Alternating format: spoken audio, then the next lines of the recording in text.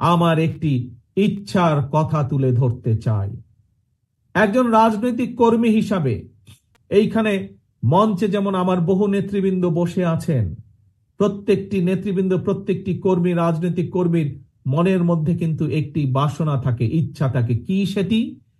যে একজন রাজনৈতিক কর্মী হিসাবে যখন তার সামনে সুযোগ আসবে, সে তার এলাকার জন্য, সে তার এলাকার মানুষের জন্য কিছু কাজ করতে চায়।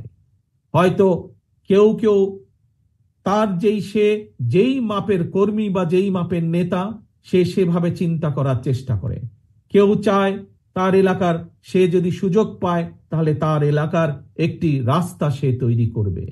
কেউ চায় সে যদি সুযোগ পায়, তার পক্ষে যদি সম্ভব হয়, এলাকার মানুষের সমস্যা হয়তো একটি ব্রিজ, সেই ব্রিজটি তৈরি করবে।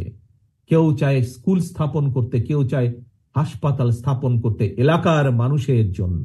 একজন রাজনৈতিক কর্মী হিসাবে, প্রিয় ভাই বোনেরা, আমিও একজন রাজনৈতিক কর্মী।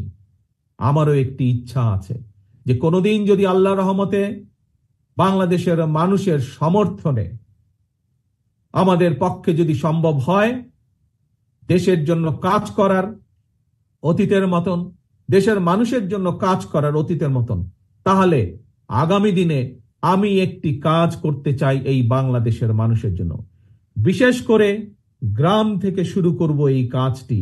ধীরে ধীরে হয়তো শহর পর্যায়ে যাব আমরা, কিন্তু যেহেতু বাংলাদেশের অধিকাংশ মানুষ বসবাস করেন বাংলাদেশের গ্রামগুলোতে, জেলা পর্যায়ে, উপজেলা বা থানা পর্যায়ে, গ্রাম পর্যায়ে, সেই জন্য তাদের কাছে এই পরিকল্পনা বা কাজটি আমি নিয়ে যেতে চাই। কি সেই আমার পরিকল্পনা? আমার পরিকল্পনাটি হচ্ছে প্রত্যেকটি পরিবারের জন্য, মানুষ নয়, পরিবার হিসাবে আমরা বাংলাদেশে কতগুলো পরিবার আছে সেই পরিবারগুলোকে আমরা নির্দিষ্ট করব এবং প্রতি পরিবারকে আমরা রাষ্ট্রের পক্ষ থেকে একটি ফ্যামিলি কার্ড দিব। কি কার্ড? ফ্যামিলি কার্ড দিব। এখন জিজ্ঞেস করতে পারেন এই ফ্যামিলি কার্ডটি কি? এই ফ্যামিলি কার্ডটি হবে সেই পরিবারের মায়ের নামে বা সেই পরিবারের যে গৃহিণী থাকবেন তার নামে এই ফ্যামিলি কার্ডটি হবে। রাষ্ট্রের পক্ষ থেকে আমরা গ্রাম থেকে শুরু করে থানা, জেলা পর্যায় পর্যন্ত আমরা প্রত্যেকটি পরিবারকে চেষ্টা করব একটি পরিবারের মাসিক যে প্রয়োজনীয় খাদ্যদ্রব্য যেগুলো প্রয়োজন, তার মধ্যে কিছু সংখ্যক খাদ্যদ্রব্যের একটি নির্দিষ্ট পরিমাণ সহযোগিতা করার জন্য, যাতে করে প্রত্যেকটি পরিবারের উপরে, যাতে করে প্রত্যেকটি পরিবার মাস শেষে রাষ্ট্রের এই সহযোগিতা পেলে কিছুটা হলেও তাদের স্বস্তি বোধ হয়, কিছুটা হলেও তারা নিজেদের যে সেভিংস, নিজেদের যে সঞ্চয়, সেটির পরিমাণ বৃদ্ধি করতে সক্ষম হয়। এবং তার ফলে এই সহযোগিতাটা যদি আমরা কয়েক বছর ধরে চালু রাখতে পারি, তাহলে আমি বিশ্বাস করি বাংলাদেশের গ্রামের পরিবারগুলো, গ্রামের মানুষগুলো সচ্ছলতার একটি পর্যায়ে উঠে আসতে সক্ষম হবেন।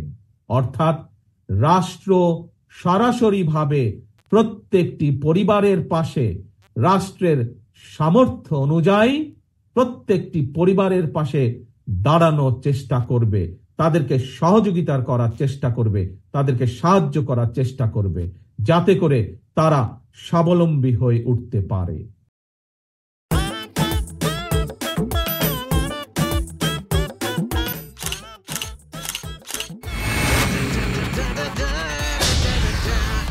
Thank you so much.